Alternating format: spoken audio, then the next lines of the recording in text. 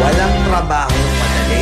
Wala kang karapatang maliitin yung trabaho ng iba. Yung iba sasabihin, gwardiya lang naman yan, rider lang naman yan, construction worker lang naman yan, gasoline boy lang naman yan, fast food crew worker lang naman yan.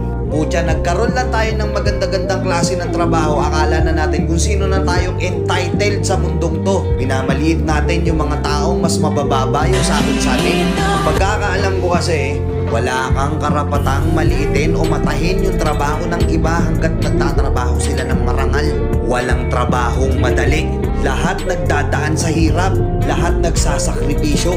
Kaya kung iniisip mong porket maganda-ganda yung trabaho mo, malaki-laki yung sinasahod mo, mamaliitin mo na yung mga trabaho ng mga taong nagtatrabaho na mas maliit yung sahod sa'yo. Mag-isip-isip ka. Baka bawiin sa'yo yan. Baka biglang bumaliktad yung mundo at sila naman yung umangat. Kahit anong trabaho mo, magpakumbaba ka pa rin. Bilog ang mundo, hindi palagi nasa taas ka. Kaya hanggat maaari sa lahat ng oras, magpakumbaba ka. Diba? May kilala pa kayong ganito? Minsan na rin pa kayong nilait ng mga ganitong klaseng tao?